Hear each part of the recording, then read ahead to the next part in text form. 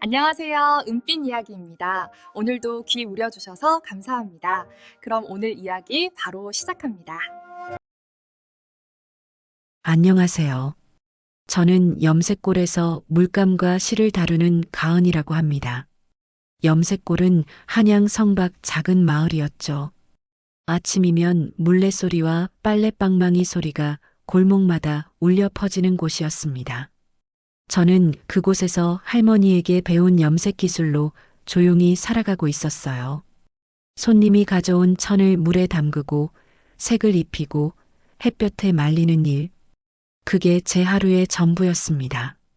그날도 평범한 아침이었어요. 작업장 문을 열고 들어서니 어젯밤 우려둔 쪽빛 물감이 도간에서 고요히 숨을 쉬고 있었습니다. 저는 나무 주걱으로 물감을 저으며 오늘 작업할 명주를 꺼냈죠. 그런데 5시쯤이었을까요? 대문을 두드리는 소리가 들렸습니다. 평소보다 급하고 거칠었어요. 문을 열자 관복을 입은 사내 둘이 서 있었습니다. 염색 기술이 좋다는 소문을 듣고 왔소. 급한 일이니 바로 작업에 들어가시오.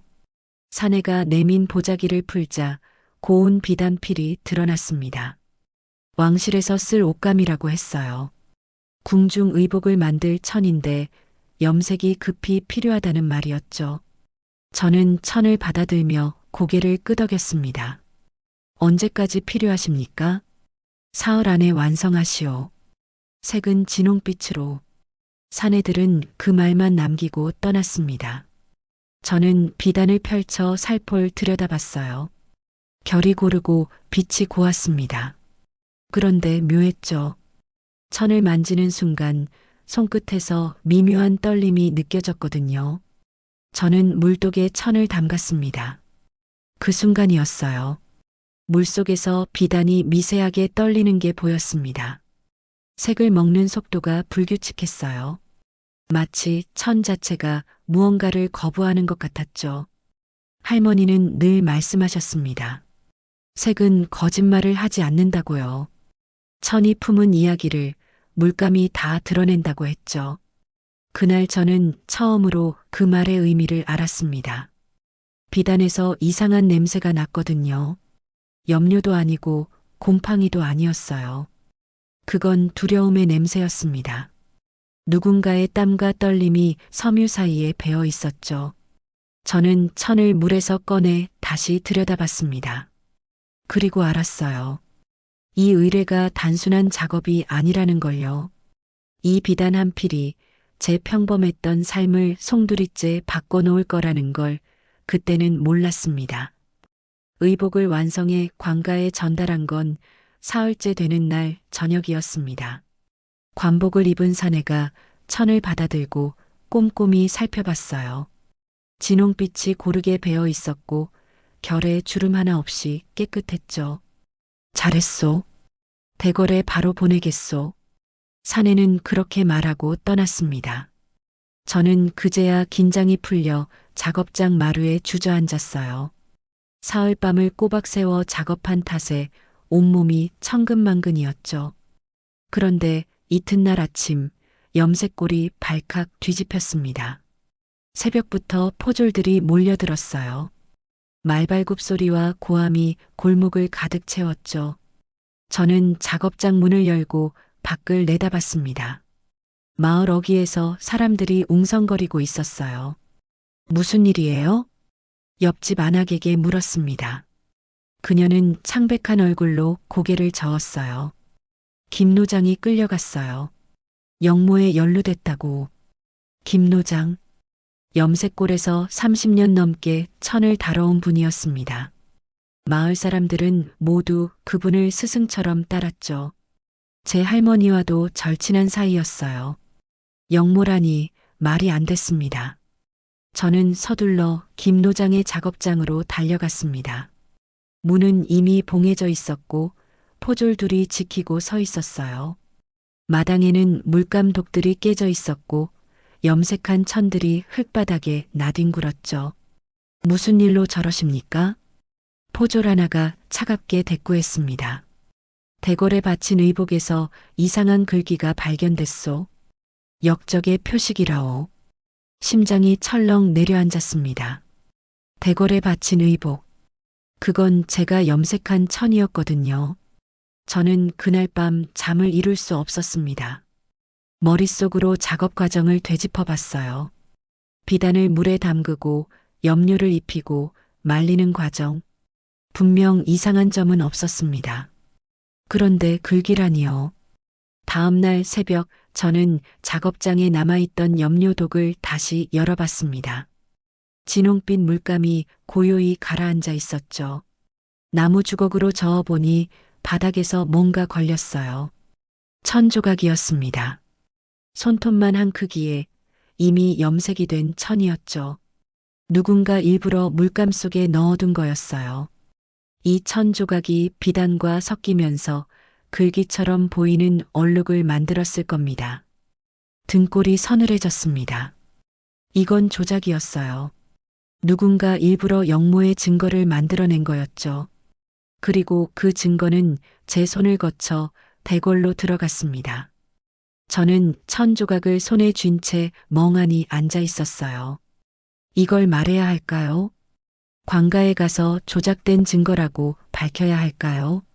그러면 김 노장은 풀려날 겁니다. 하지만 그 순간 저도 의심받을 거예요.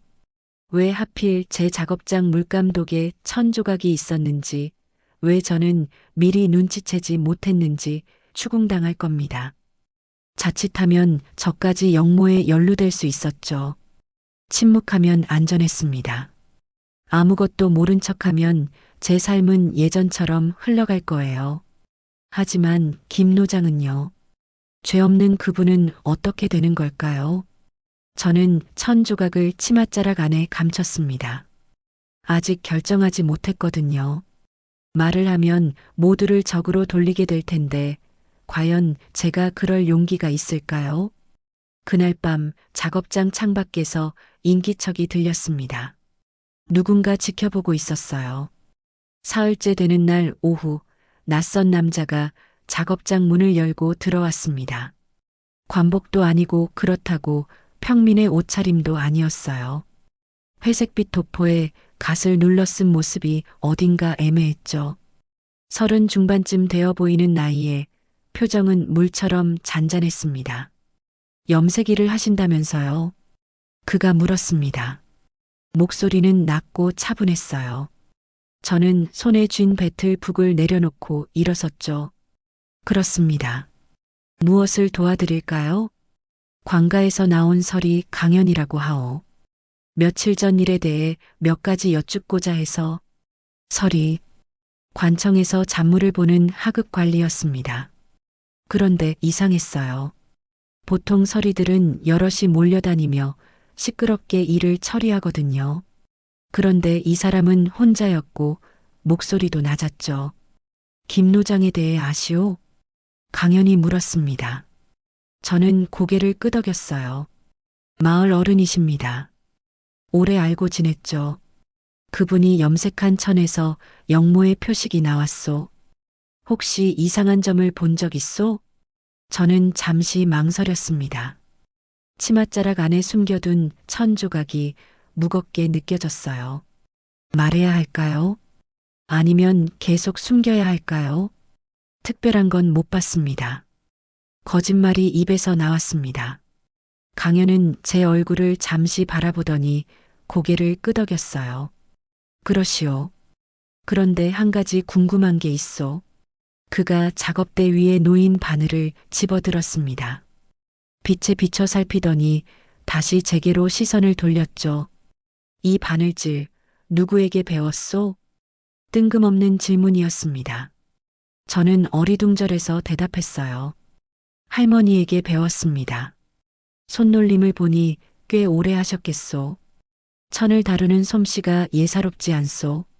그는 제 작업대를 천천히 둘러봤습니다. 물감 독을 널어둔 천을, 바늘과 실을 하나하나 살폈어요. 그런데 이상했죠. 그는 아무것도 묻지 않았거든요. 역모에 대해서도 김 노장에 대해서도 더 이상 캐묻지 않았습니다. 대신 그는 제 손을 유심히 봤어요. 바늘을 쥔 손가락을, 물감에 물든 손톱을, 굳은 살이 박힌 손바닥을 천천히 관찰했죠. 색을 다루는 사람은 거짓말을 못한다던데 사실이요? 갑자기 던진 말이었습니다. 저는 가슴이 철렁했어요. 그가 알고 있는 걸까요? 제가 뭔가 숨기고 있다는 걸요. 잘 모르겠습니다. 색은 정직하니까요. 천이 품은 이야기를 다 드러내니까. 그래서 염색 장인들은 거짓을 싫어한다고 들었소. 강연은 그렇게 말하고는 문을 향해 걸어갔습니다. 나가는 듯 했어요. 그런데 문 앞에서 멈춰 서더니 뒤돌아봤죠. 한 가지만 더 여쭙겠소.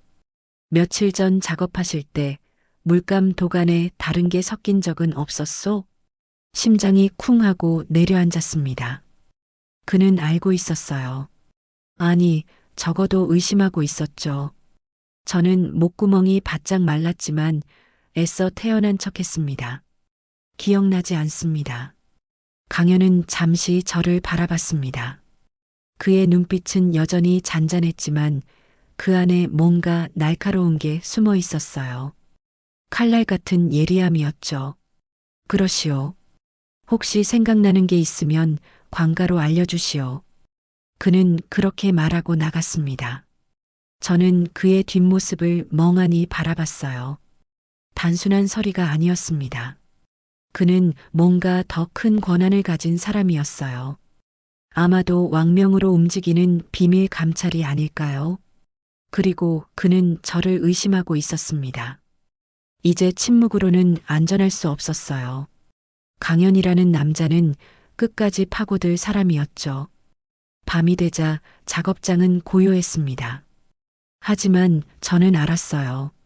누군가 여전히 지켜보고 있다는 걸요. 강연이 다녀간 지 이틀 뒤 관가에서 호출이 왔습니다. 포졸 둘이 작업장 문을 두드렸어요. 좌포도청으로 오라는 명령이었죠.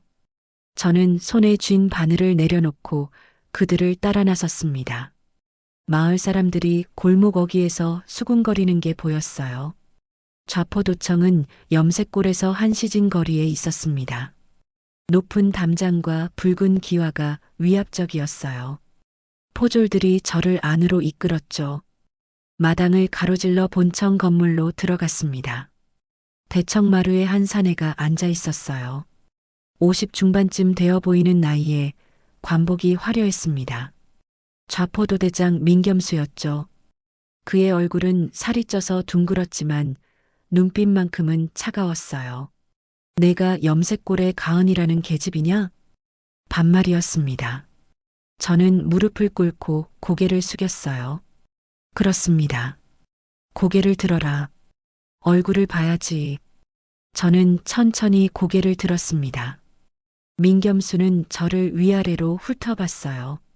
마치 물건을 감정하듯 천천히, 꼼꼼하게요. 내가 대궐에 바친 의복을 염색했다지? 예, 그렇습니다. 그 천에서 역적의 표식이 나왔다. 내가 일부러 넣은 거 아니냐? 가슴이 철렁했습니다. 저는 고개를 저었어요. 아닙니다. 저는 그저 시키는 대로 염색만 했을 뿐입니다. 거짓말 마라. 김 노장과 함께 꾸민 일 아니냐? 내가 천을 다루고 그 영감이 글귀를 새겨 넣은 거지. 말도 안 되는 소리였습니다.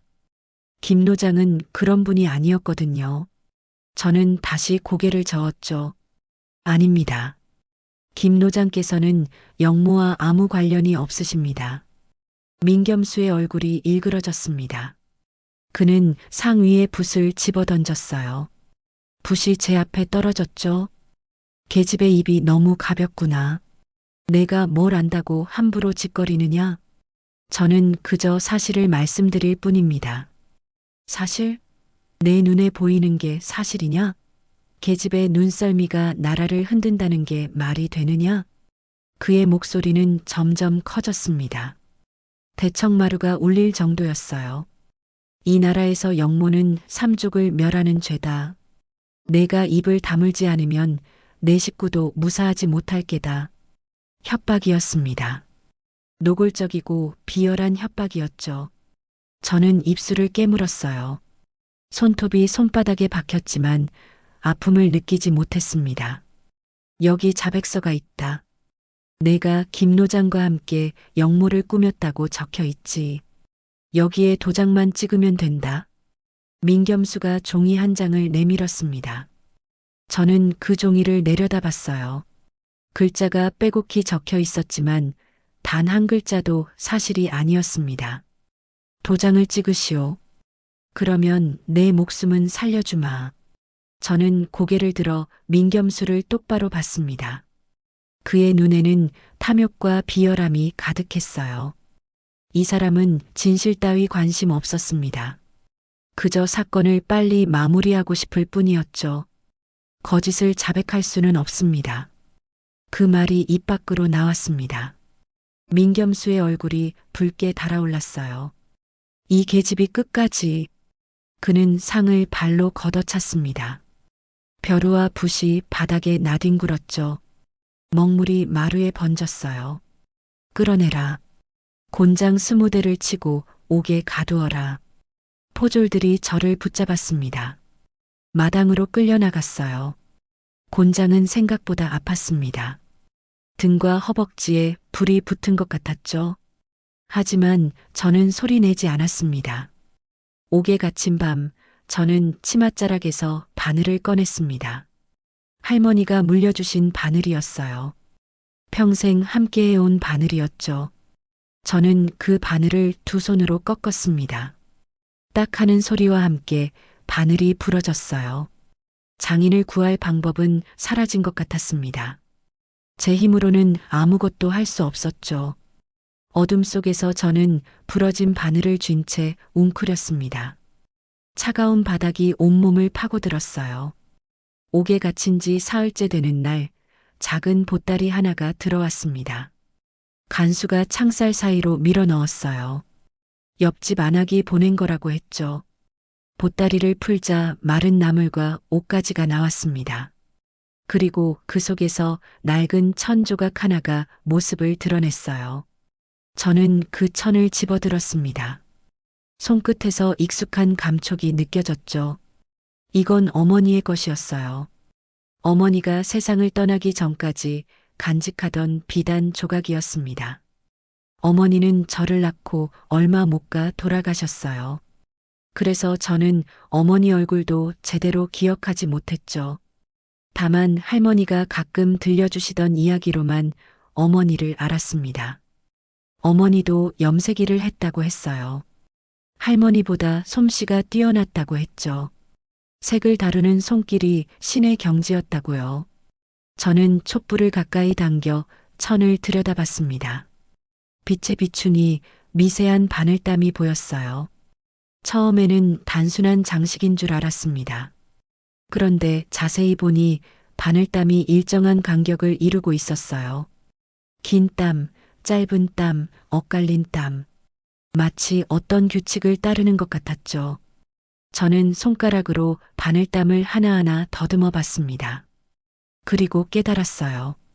이건 글이었습니다. 바늘땀으로 새긴 글이었죠. 긴 땀은 세로액을, 짧은 땀은 가로액을 뜻했어요. 엇갈린 땀은 삐침을 나타냈습니다. 천천히 읽어 내려가자 문장이 보였어요. 진실은 말로 전하지 못할 때가 있다.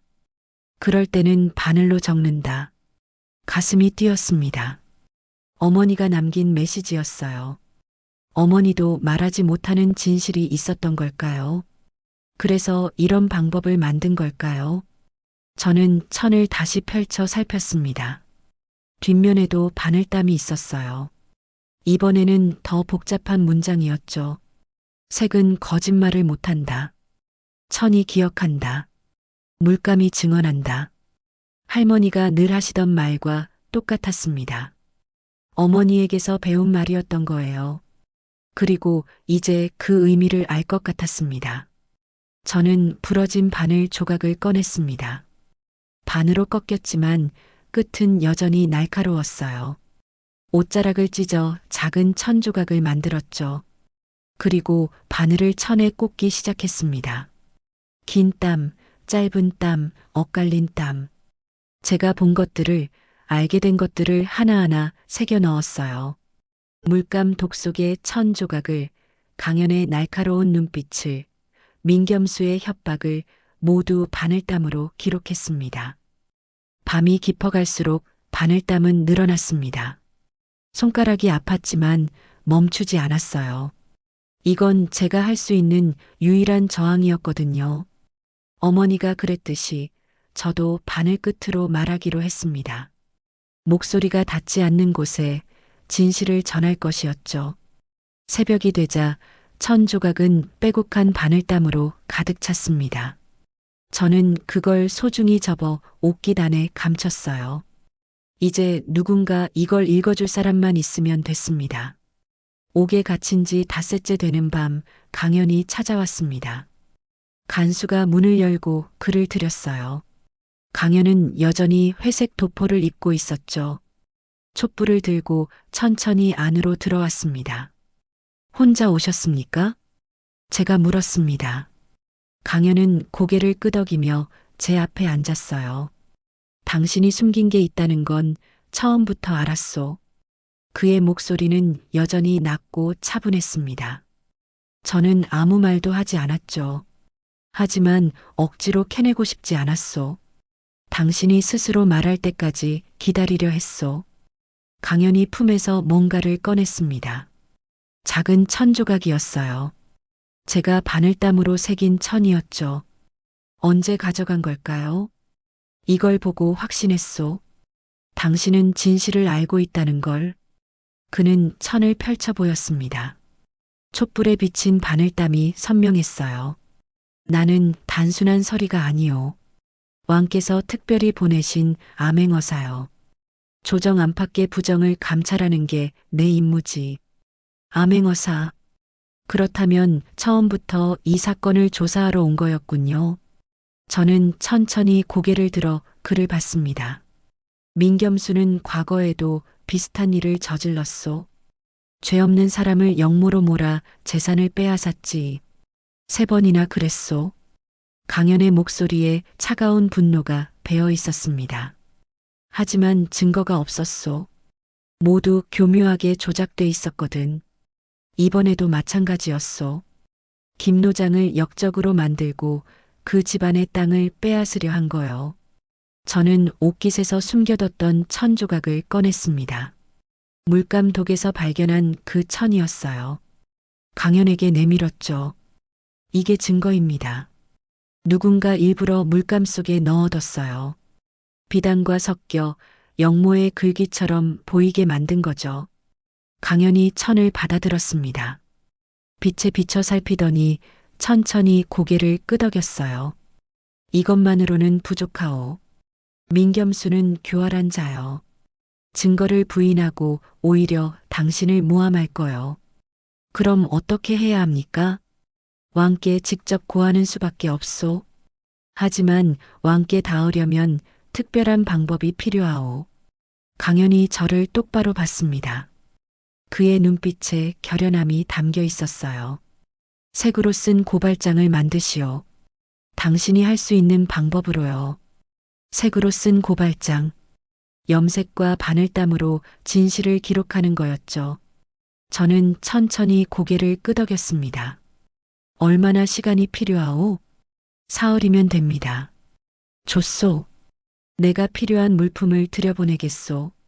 그동안 민겸수가 눈치채지 못하게 할 테니 당신은 작업에만 집중하시오. 강연이 일어섰습니다.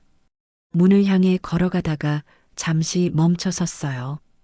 한 가지 약속하시오. 이번 일이 끝나면 다시는 침묵하지 말 것을. 진실은 숨겨지면 썩어버리오. 그는 그렇게 말하고 옥을 나갔습니다. 저는 손에 쥔 천 조각을 내려다봤어요. 이제 시작이었습니다. 바늘과 색으로 진실을 밝힐 시간이었죠. 하지만 민겸수도 가만히 있지 않을 거였어요. 그는 분명 반격을 준비하고 있을 겁니다. 사흘 동안 저는 옥안에서 작업에 몰두했습니다. 강연이 보내준 물감과 천, 바늘과 실로 하나씩 만들어갔어요. 손가락이 부르트고 눈이 침침해졌지만 멈추지 않았죠. 이건 제 마지막 기회였거든요. 완성된 천은 겉보기에는 평범한 비단이었습니다. 옅은 청색 바탕에 구름 문양이 수놓아져 있었어요. 하지만 특정한 빛 아래서 보면 달랐죠. 숨겨둔 진실이 드러났습니다. 사흘째 되는 날 아침 강연이 왔습니다. 그는 제 작업을 확인하고는 만족스러운 표정을 지었어요. 오늘 왕께서 친히 보실 것이오. 준비하시오. 대궐로 가는 길은 멀고 험했습니다. 가마에 실려가는 동안 가슴이 두근거렸어요. 왕 앞에 선다는 게 얼마나 무서운 일인지 알았거든요. 궁궐에 도착하자 신하들이 이미 모여 있었습니다. 민겸수도 보였어요. 그는 저를 보더니 비웃는 듯한 표정을 지었죠. 아직도 자신이 이길 거라고 믿는 것 같았습니다. 정각 안으로 들어가자 왕께서 옥자에 앉아 계셨습니다. 저는 바닥에 엎드려 절을 올렸어요. 얼굴을 들어라. 왕의 목소리가 들렸습니다. 낮지만 위험이 있었어요. 저는 천천히 고개를 들었죠. 내가 올린 상소를 보았다. 색으로 쓴 고발장이라 하던데 보여라. 강연이 제 옆으로 다가와 천을 받아갔습니다. 그는 천을 펼쳐 왕 앞에 놓았어요. 신하들이 웅성거렸습니다. 이게 무엇이냐? 그저 구름 문양이 아니냐? 민겸수가 비아냥거렸습니다.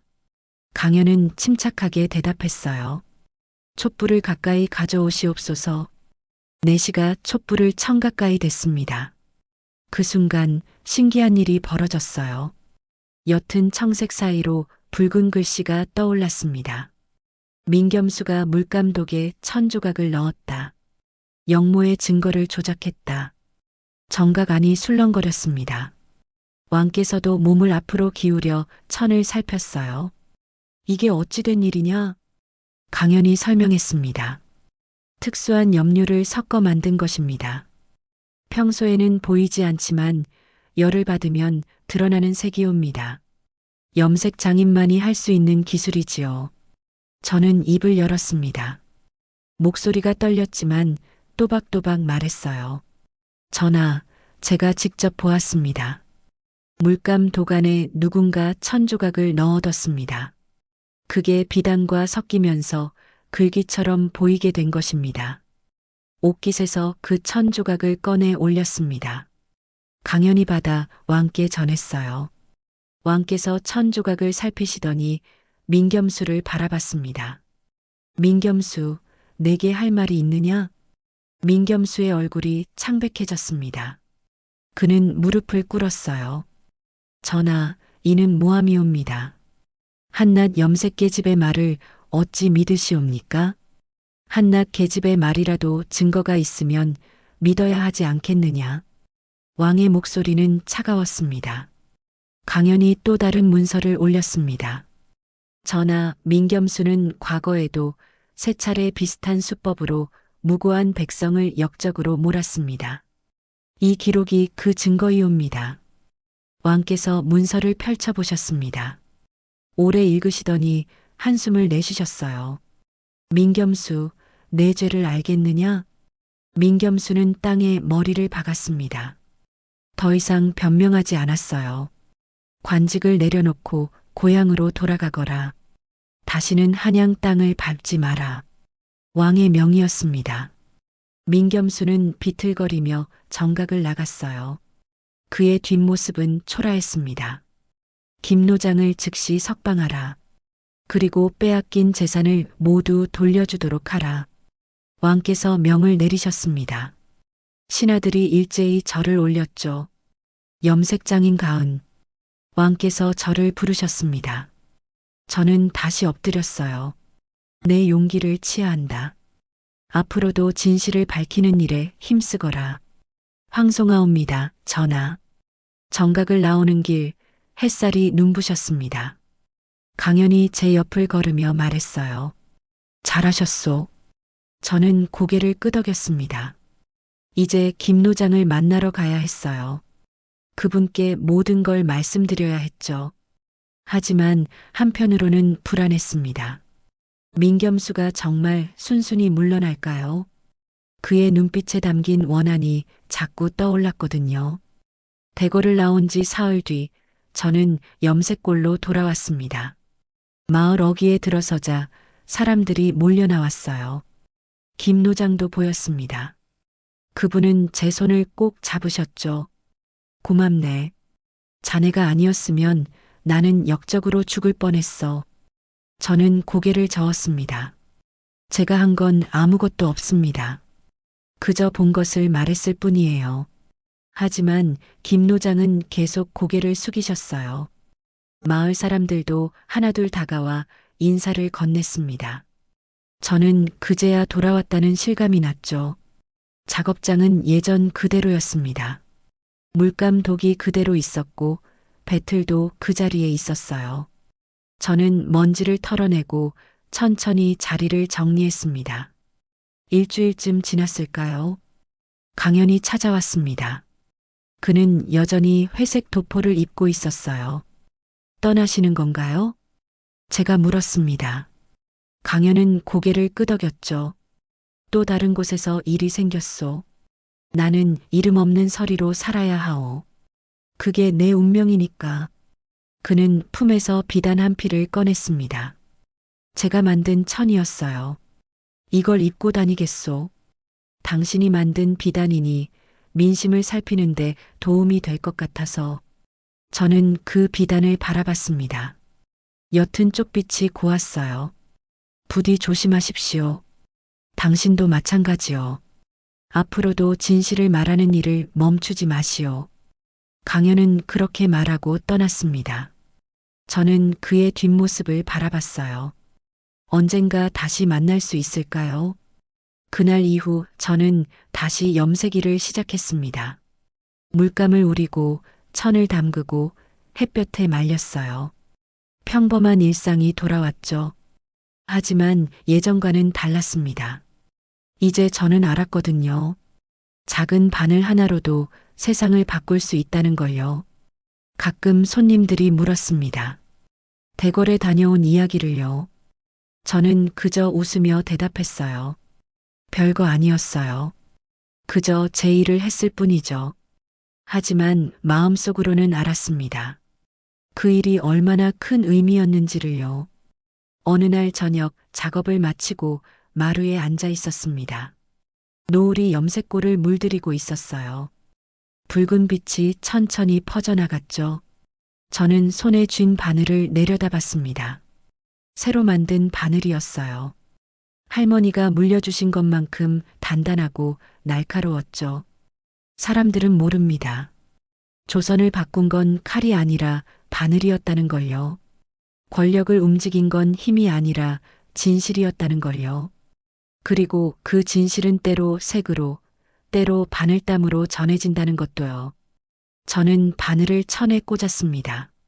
한 땀 한 땀 정성스럽게 술을 놓았어요. 이건 단순한 장식이 아니었습니다. 제 이야기였고 제 다짐이었죠. 다시는 침묵하지 않겠다고, 진실을 외면하지 않겠다고. 바늘 끝에서 실이 반짝였습니다. 노을빛을 받아 황금빛으로 빛났어요. 아름다웠습니다. 저는 그렇게 오늘도 내일도 바늘을 들 겁니다. 세상이 기억해야 할 이야기를 천 위에 새기면서요. 염색골의 작은 작업장에서 이름 없는 장인으로 살아가면서요. 여기까지 은빛 이야기였습니다. 오늘의 이야기가 마음의 작은 여운으로 남았기를 바랍니다. 다음 이야기에서도 조용히 진심으로 찾아뵙겠습니다. 고맙습니다. 구독과 좋아요 부탁드립니다. 감사합니다.